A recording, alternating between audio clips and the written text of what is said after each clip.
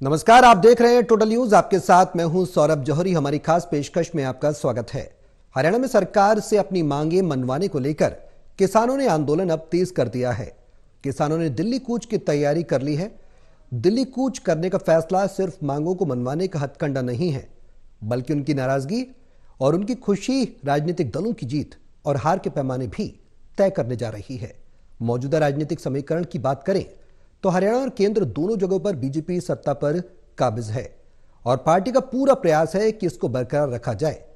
ऐसे में बीजेपी किसानों को नाराज करने की गलती तो नहीं करेगी। तो सवाल यही उठता है कि किसानों के आंदोलन का आगामी चुनाव पर कितना असर पड़ेगा।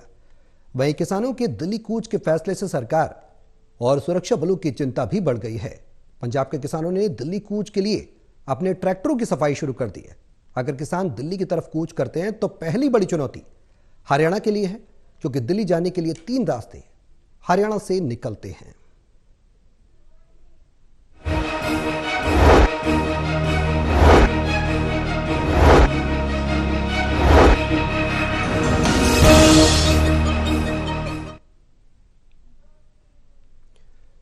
तो लोकसभा चुनाव की जोरदार तैयारियों के बीच किसानों के दिल्ली कूच के फैसले से सरकार और सुरक्षा बलों की चिंताएं बढ़ गई हैं। पंजाब के किसानों ने तो दिल्ली कूच के लिए अपने ट्रैक्टर साफ करने शुरू कर दिए।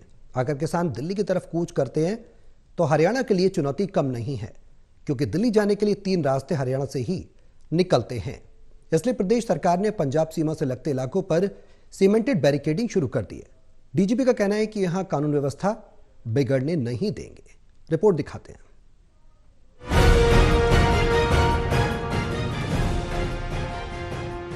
करीब 2 साल बाद किसानों का बड़ा आंदोलन फिर अंगड़ाई ले रहा है।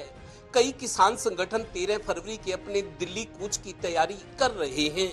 चिंता इस बात की है कि चंडीगढ़ में 3 केंद्रीय मंत्रियों और पंजाब के सीएम भगवंत मान के साथ किसान संगठनों की 3 घंटे तक चली बातचीत सिरे नहीं चढ़ी।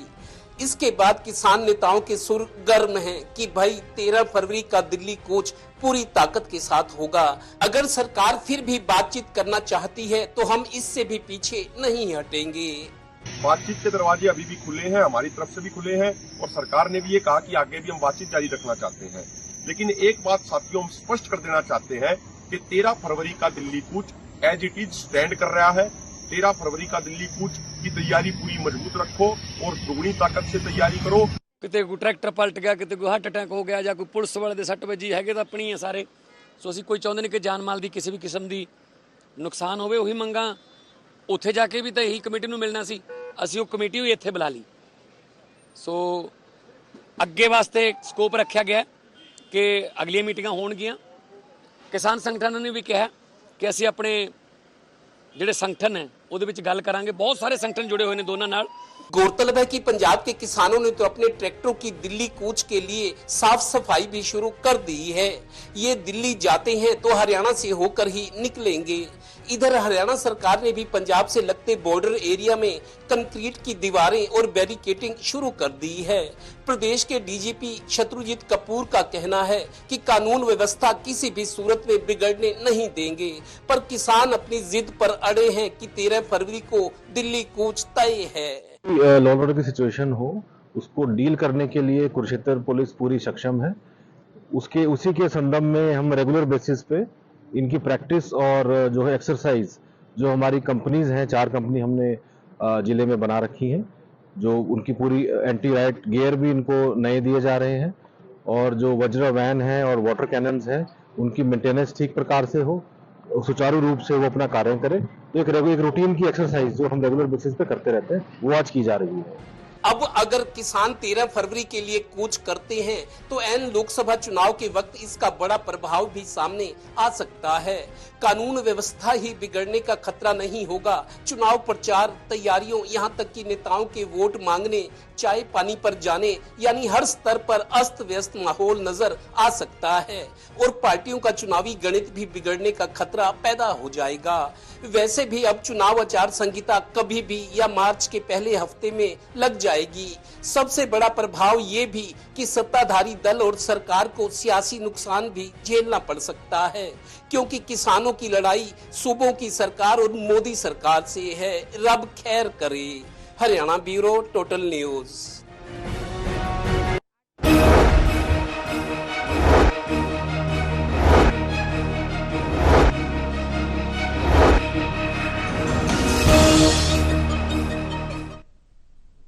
तो 13 फरवरी को किसानों के दिल्ली कूच को लेकर अब सियासी माहौल और हल्ला बढ़ गया है। ऐसे में सरकार कोई भी कोताही नहीं छोड़ेगी किसानों से बीच का रास्ता निकालने की, क्योंकि नाराजगी कहीं ना कहीं वोटों पर सीधा असर डालेगी। लोकसभा चुनाव सिर पर है, उसके बाद विधानसभा चुनाव हरियाणा में होंगे। प्रदेश में भी कितना असर पड़ेगा, इन तमाम सवाल हैं, इन पर करेंगे हम चर्चा। हमारे सहयोगी हमारे साथ मौजूद है, एसोसिएट एडिटर हैं हिसार से doctor Mahesh Kumar, associate editor हैं पानीपत से देवेंद्र कथुरिया और वरिष्ठ पत्रकार वीरेंद्र सोनी जी हमारे साथ इस चर्चा में शामिल रहेंगे। देवेंद्र, किसानों ने हल्ला बोल दिया है, अब आगामी सरकार की रणनीति क्या होगी? क्योंकि एक बार बातचीत, कल की बातचीत विफल हो गई, नाराज नहीं करना चाहेगी सरकार, चुनावी माहौल है, तो आगे किस तरीके से समीकरण बनते नजर आ रहे हैं? देखिए सौरभ, लगता है किसानों की ये स्ट्रैटेजी थी, रणनीति थी कि एन लोकसभा चुनाव से पहले सरकार को दबाव में लाएंगे। किसानों की सबसे बड़ी नाराजगी ये है कि एमएसपी, जो सबसे पहली मांग थी, एमएसपी मिनिमम सपोर्ट प्राइस, न्यूनतम समर्थन मूल्य, हालांकि हरियाणा सरकार, मुख्यमंत्री, यहाँ के अफसर कहते हैं कि 16 फसलें ऐसी है हरियाणा में, हरियाणा पहला राज्य है, 16 फसलों पर एमएसपी दिया जा रहा है, मतलब मिनिमम सपोर्ट प्राइस दिया जा रहा है 16 फसलों पर। पूरे देश में कोई ऐसा राज्य नहीं जो किसानों को इस तरह की एमएसपी दे रहा हो। लेकिन अभी भी किसानों का यह कहना है कि इसको कानूनी दर्जा दिया जाए, सरकार बकायदा कानून बनाए। अगर मंडी में या कोई प्राइवेट परचेजर है, कोई भी फसल किसान की कम दाम पर बेचते हैं तो उसके खिलाफ कार्रवाई हो तुरंत, और उसके खिलाफ उसको सजा का प्रावधान हो और किसान को हर स्तर पर राहत हो। दरअसल एमएसपी की मांग जो थी वो पहली मांग थी। एमएसपी ने, सरकार ने 2 साल पहले जब आंदोलन खत्म करवाया था, आश्वासन दिए थे, एक रास्ता निकला था बातचीत का, लेकिन एक कमेटी बनी थी एमएसपी। उस एमएसपी की कमेटी की कोई ऐसी बैठक अब तक नहीं हुई जिसपे कोई मतलब दिशा तय होती नजर आए कि एमएसपी को कानूनी दर्जा सरकार दे रही है। उसके अलावा जो किसानों की मौत हुई थी, 750 किसानों का जो आंकड़ा दिया जाता है, उनके परिवारों को सरकारी नौकरी की बात है। जिन किसानों पर हरियाणा में जब दिल्ली जा रहे थे तो मुकदमे दर्ज हुए थे कि कानून व्यवस्था को इन्होंने हाथ में लिया है, वो मुकदमे जो दर्ज हुए थे उनको अभी वापस नहीं लिया गया पूरी तरह। और भी बहुत सारी मांगे, सस्ती बिजली की बात थी, खाद बीज की बात थी। कुल जो कल चंडीगढ़ में बैठक हुई है, 3 केंद्रीय मंत्री और भगवंत सिंह मान, क्योंकि पंजाब सरकार की एक पार्टी है, कल किसान कह रहे थे कि हमारी 12 प्रमुख मांगे हैं, अगर सरकार मांगती है तो ठीक है, नहीं तो 13 फरवरी के आंदोलन पर, दिल्ली कूच पर हम अडिग हैं। आप देखिए आज 9 तारीख हो चुकी है, 13 तारीख को दिल्ली के बॉर्डर पर पहुंचना है। इसका मतलब यह है कि कल परसों 1 या 2 दिन से पंजाब के किसान, अगर कोई रास्ता नहीं निकलता, कोई बातचीत नहीं बनती, तो पंजाब के किसान 1-2 दिन में हरियाणा में प्रवेश करते हुए दिल्ली जाएंगे, ठीक वैसे जैसे 2 साल पहले हुआ था। हरियाणा के हर जिले में पुलिस ने उनको रोकना चाहता। ठीक है देवेंद्र, अब ऐसे में सवाल यह है कि बीच का रास्ता क्या सरकार निकाल पाएगी? मैं आपके पास आऊंगा देवेंद्र। महेश, क्या लग रहा है, बीच का रास्ता निकलेगा? क्योंकि एक बार बातचीत विफल हुई है, पहले भी हमने देखा था, किसान आंदोलन हुआ था, देवेंद्र ने जिस तरीके से जिक्र किया, तो बीच का रास्ता नहीं निकाल पाई थी सरकार। हालांकि आश्वासन जरूर दिया गया था, लेकिन किसान कुछ समय के लिए शांत हुए, लेकिन संतुष्ट नहीं हुए।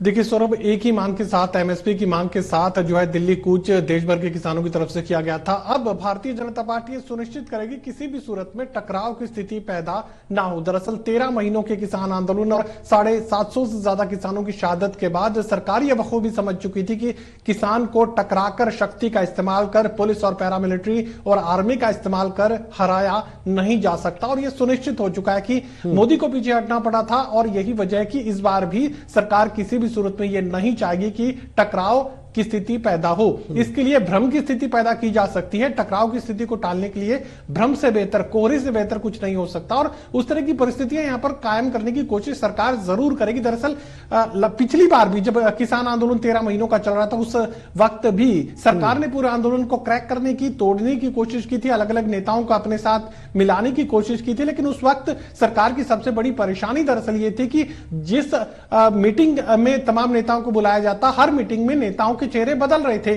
किसी एक नेता के साथ मैच फिक्स नहीं किया जा सकता था, किसी एक नेता के साथ अंडरस्टैंडिंग या उसे डराया धमकाया नहीं जा सकता था। अगली मीटिंग में नए नेता आते थे और नए तरीके से बातचीत को आगे बढ़ाते थे। तो यही परेशानी जो है सरकार को पिछली बार झेलनी पड़ी थी। अपनी परेशानियों से भी सरकार यहां पर सबक लेती हुई नजर आएगी। टकराने की स्थिति किसी भी सूरत में चुनावी माहौल में पैदा ना हो, ये भारतीय जनता पार्टी की सरकारें सुनिश्चित करेंगी। चाहे हरियाणा की सरकार हो, चाहे केंद्र की दिल्ली की सरकार हो, यह सुनिश्चित किया जाएगा। उसके साथ ही यह भी कोशिश की जाएगी कि इस आंदोलन को किसी भी तरीके से क्रैक किया जाए। यानी आंदोलन के जो अलग अलग 35 से ज्यादा संगठन पिछली बार इस आंदोलन में शामिल थे, उन आंदोलन में शामिल अलग अलग संगठनों को किसी भी तरीके से तोड़ के अपने साथ सरकार मिलाने की कोशिश करेगी। और यह भी हो सकता है कि जिस तरीके से ट्रांसपोर्टर्स में हमें देखने को मिला था, ट्रांसपोर्टर्स देश भर में हड़ताल कर रहे थे और उनकी हड़ताल मजबूती से आगे बढ़ती हुई नजर आ रही थी, उस वक्त भी एक दो ट्रक ऑपरेटर यूनियनों को अपने साथ सरकार ने मिलाकर और पूरे आंदोलन को ही खत्म करने का ऐलान कर दिया था। उसी तरह की परिस्थिति यहां पर एक बार फिर से देखने को मिल सकती है। इन संयुक्त किसान मोर्चा के सहयोगी संगठनों में से चुनिंदा संगठनों को सरकार अपने साथ मिलाने में कामयाब हो सकती है और उसके बाद कहा यह जाएगा कि किसानों की मांगे मान ली गई है, अगली तारीख तय कर दी गई है और उसके बाद इस आंदोलन को एक तरीके से समापन तक पहुंचाने की कोशिश सरकार की तरफ से की जाएगी। मुझे लगता है कि इस बार भी यही रणनीति काम करती हुई नजर आएगी। इन्हीं सहयोगी संगठनों में से कुछ संगठनों को सरकार अपने साथ मिलाएगी और उसके बाद एक बार फिर से आंदोलन को स्थगित करने का ऐलान कर दिया जाएगा। किसी भी सूरत में चुनावी माहौल में सरकार अब ताकत का इस्तेमाल कर इन किसानों को रोकने की कोशिश नहीं करेगी। ठीक है वीरेंद्र जी, क्या लग रहा है राजनीतिक माहौल हरियाणा में किस तरीके का रहेगा? हरियाणा के लिए एक बड़ी चुनौती है, पंजाब के किसान ट्रैक्टर की सफाई कर रहे हैं। चुनावी समर में कितना असर पड़ेगा इस आंदोलन का? और बीजेपी जाहिर सी बात है केंद्र में और प्रदेश में भी, हरियाणा में भी बीजेपी है, तो सत्ता को बरकरार रखना चाहेगी, नाराजगी नहीं चाहेगी। क्या लग रहा है चुनावी मौसम में कितना असर इस आंदोलन का पड़ने जा रहा है? या जो महेश कह रहा है वो बात ठीक है?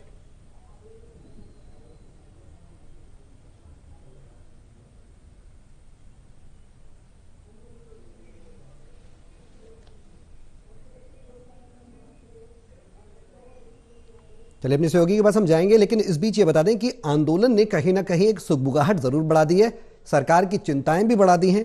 हर पल पर चुनौती है क्योंकि लोकसभा चुनाव सिर पर है अब से कुछ महीने बाद। ऐसे में किसान आंदोलन किस करवट बैठेगा, क्योंकि एक बड़ा आंदोलन है। आजादी के समय में भी किसानों के आंदोलन का एक बड़ा महत्व रहा है और ये जो रणनीति किसानों ने बनाई है चुनाव से कुछ समय पहले, ये सरकार के लिए क्या बड़ी मुसीबत खड़ी करेगी, बड़ी चुनौतियां लेकर आएगी, क्योंकि हरियाणा को कितना प्रभावित ये आंदोलन करेगा, तमाम ऐसे सवाल हैं जो अभी भी बरकरार हैं। वीरेंद्र जी, सीधा सवाल यही कि अब आंदोलन किस करवट बैठेगा, चुनावी समर में कितना असर इस आंदोलन का पड़ेगा?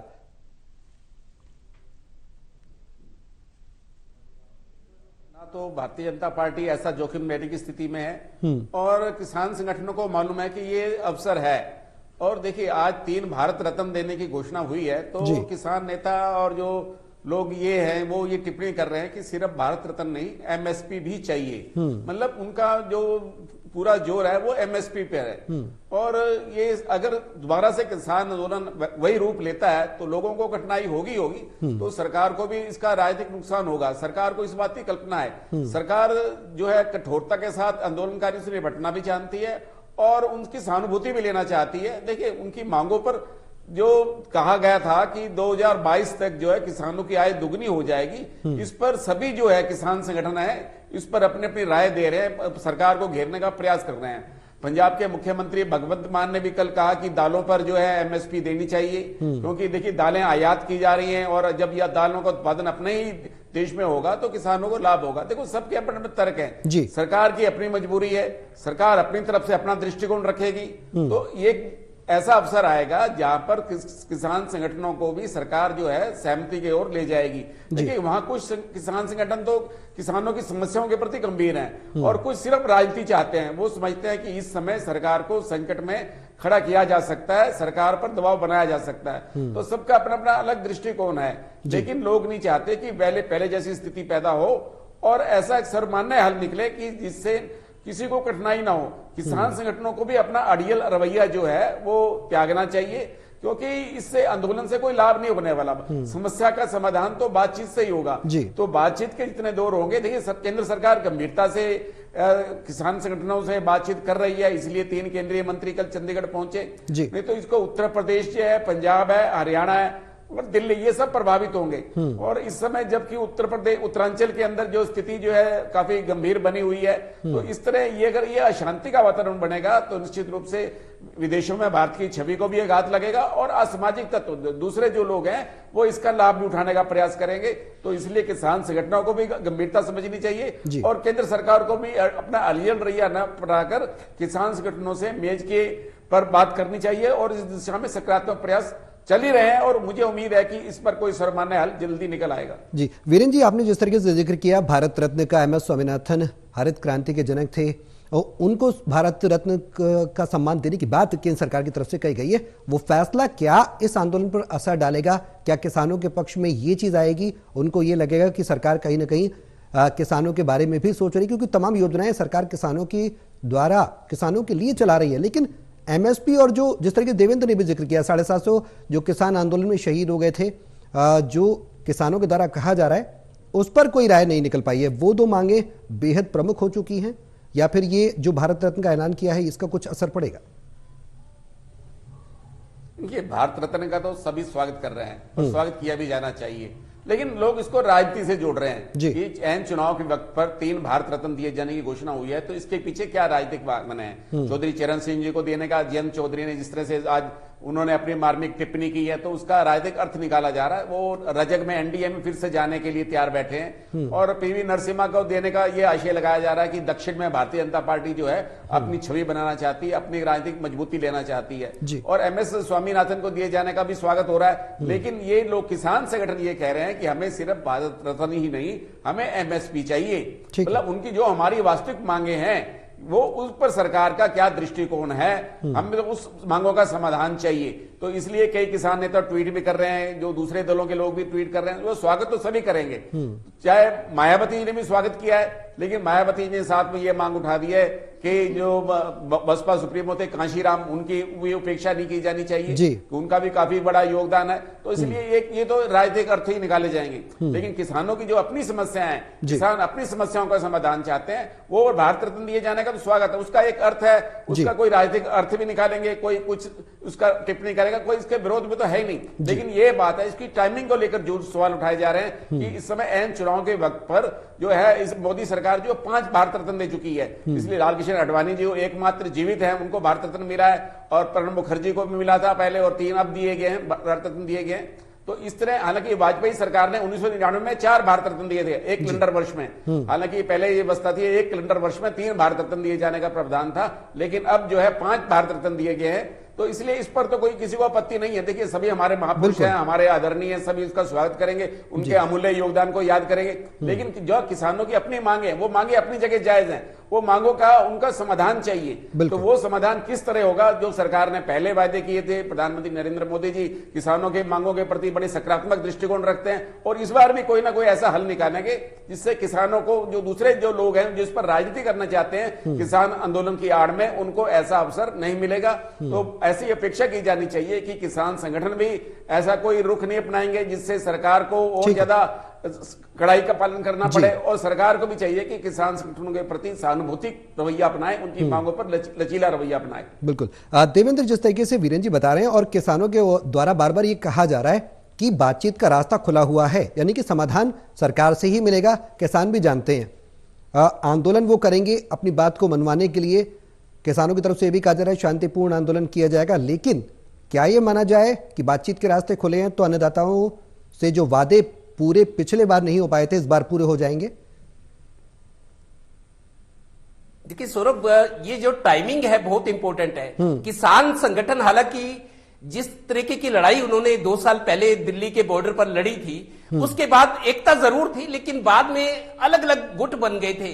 लेकिन किसानों से ये बात की जाए कि आप बट गए हो, आप में फूट पड़ गई है, आपकी मांगे वही हैं, उनका ये कहना है कि इस देश के फौजी भी तो अलग अलग मोर्चों पर लड़ते हैं, अलग अलग उनकी रेजिमेंट्स होते हैं, लेकिन मकसद एक होता है देश की लड़ाई। तो हमारी भले ही हम अलग अलग फ्रंट से मोर्चे पे लड़ रहे हैं, लेकिन सबका मकसद एक ही है, किसानों का भला कैसे हो, किसानों की मांगे पूरी कैसे हो और सरकार से लड़ाई कैसे जीती जाए। टाइमिंग दरअसल बहुत इंपॉर्टेंट है। किसान संगठनों को पता है लोकसभा चुनाव सिर पर है, सरकार हो पूरी या पार्टियां हो, तमाम पार्टियां, बड़ी पार्टियां, छोटी पार्टियां लोकसभा चुनाव की तैयारी में है और ये चुनाव खराब ना हो जाए, चुनाव में व्यवधान ना आए। देश का एक आम चुनाव है, पूरे देश में लोकसभा का चुनाव होना है। तो किसानों ने जो टाइमिंग चुनी है, मेरे को लगता है शायद सरकार को कोई ना कोई जल्द कोई तरकीब सोचनी होगी, किसानों को संतुष्ट करना होगा। शायद बैकफुट पर भी 2 कदम पीछे जाना पड़े, लेकिन किसानों को संभालना, उनको संतुष्ट करना, उनको पुचकारना सरकार की बहुत बड़ी जरूरत है। हरियाणा की बात करूं सौरभ, देखिए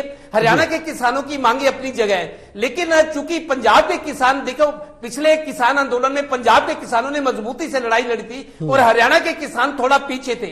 वो उनकी सेवा करने में, जब बॉर्डर पर इन्होंने पूरी तरह से एक छावनी बन गई थी इनकी और पुलिस, पैरामिलिट्री फोर्सेस, आर्मी तक आई थी, लेकिन हरियाणा के किसान थोड़ा पीछे थे, सपोर्ट कर रहे थे, बैकिंग कर रहे थे, लेकिन पंजाब के किसान आगे थे। और ये बात आई भी थी कि पंजाब के किसानों के आंदोलन की वजह से आंदोलन इतना लंबा चला और सरकार को झुकना पड़ा। लेकिन पंजाब के जो किसान दिल्ली जाना चाहते हैं, आप देखिए 7 जिले हैं, अगर पंजाब से दिल्ली कूच करना है, दिल्ली बॉर्डर पर जाना है, तो 7 जिलों से गुजरना होगा।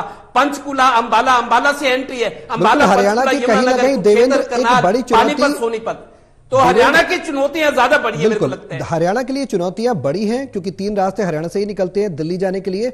ऐसे में क्या कोई बीच का रास्ता समझाइश के जरिए निकाला जाएगा? एक सवाल है, बना हुआ है बरकरार। महेश, किसानों ने इस बार यह भी जानकारी मिल रही, रणनीति बनाई है कि संख्या नहीं बताई जाएगी कि किस हिसाब से रणनीति बनाएंगे वो, और सरकार से कहीं ना कहीं उस चीज को छुपा के रखेंगे। तो कहीं ना कहीं कुछ योजनाएं जो रणनीति नहीं बता रहे हैं किसान, सरकार को ऐसी स्थिति में समय की नजाकत को भापते हुए बीच का रास्ता निकालना चाहिए, कोई ठोस हल जरूर निकालना चाहिए क्योंकि चुनाव सिर पर है।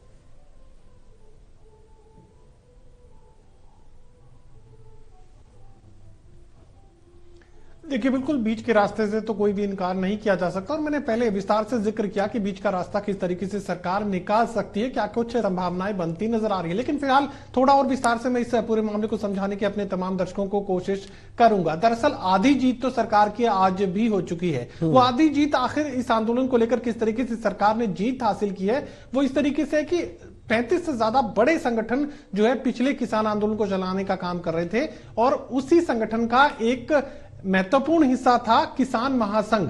किसान महासंघ का नेतृत्व कर रहे थे जगजीत सिंह दल्लेवाल। जगजीत सिंह दल्लेवाल यहां पर एक बार फिर से जो नए कूच की तैयारी को लेकर जो कार्यक्रम दिया गया है, जगजीत सिंह दल्लेवाल उसका नेतृत्व कर रहे हैं। पिछली बार 35 से ज्यादा बड़े संगठन थे, अब के जगजीत सिंह दल्लेवाल ने एक जो नया समूह यहां पर तैयार किया है, संयुक्त किसान मोर्चा में से ही तोड़कर एक अलग अंग यहां पर जो है कायम किया गया है, संयुक्त किसान मोर्चा अराजनैतिक। मैंने तमाम दूसरे संगठनों से सवाल किया कि अगर वे अराजनैतिक हैं तो क्या आप लोग राजनीतिक थे? तो सवाल यहां पर यह है कि आधी जीत यहां सरकार हासिल कर चुकी है, आधी से ज्यादा संगठनों की संख्या के लिहाज से, क्योंकि संयुक्त किसान मोर्चा के कुल 35 से ज्यादा बड़े संगठनों में से चुनिंदा संगठन ही इस कॉल में शामिल हुए हैं, जो कि यहां पर 13 फरवरी को दिल्ली कूच करने का जिक्र यहां पर कर रहे हैं। फिलहाल अगर ये चुनिंदा संगठन सरकार से किसी भी सूरत में अगर टकराने की स्थिति में सामने आ जाते हैं तो बाकी जो संगठन है जो अभी निष्पक्ष बैठे हुए हैं, किसी भी तरीके से इस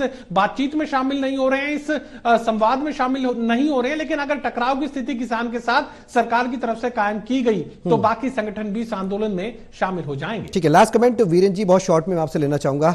किसानों के बीच बातचीत अब हल हो जाएगी, जो मुद्दे हैं सरकार द्वारा हल कर दी जाएंगी, क्योंकि चुनाव में कोई लापरवाही सरकार बरतना नहीं चाहेगी। क्या लग रहा है, संक्षेप में बताइएगा सर।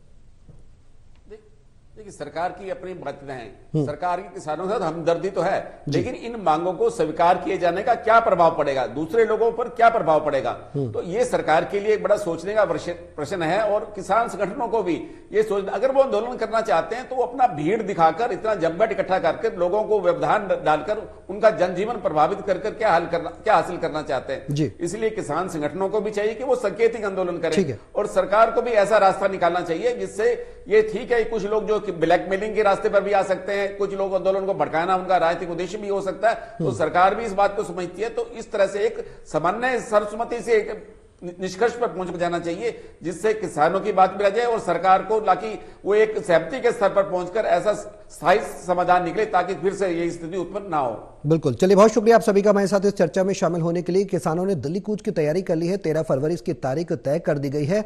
अब केंद्र सरकार और हरियाणा सरकार किस तरीके से बीच की रास्ता निकाले, क्योंकि केंद्र से तमाम मांगे सरकार के द्वारा किसानों को मनमानी है। क्या एमएसपी के वादे जो हैं वो सरकार ने पिछली बार किए थे इस बार पूरे होंगे? क्या 750 जो किसान शहीद हुए थे उनको मुआवजा देने की बात सरकार के द्वारा उस पर मोहर लगेगी? तमाम ऐसी मांगे हैं जो किसान लेकर आंदोलन में दिल्ली कूच की रणनीति बना रहे हैं। न सिर्फ हरियाणा बल्कि पंजाब और तमाम और प्रदेशों से भी किसान आंदोलन के लिए आंदोलनरत हो चुके हैं। अब बीच का रास्ता सरकार क्या निकालती है, क्योंकि कल की वार्ता विफल हो चुकी है। उम्मीद यही करेंगे कि चुनावी समर में सरकार कोई ना कोई बीच का रास्ता जरूर निकालेगी, किसानों को नाराज नहीं करना चाहेगी, क्योंकि लोकसभा चुनाव सिर पर हैं और उसके बाद विधानसभा चुनाव हैं। देखना होगा कि सरकार और किसानों के बीच क्या बातचीत होती है आने वाले समय में।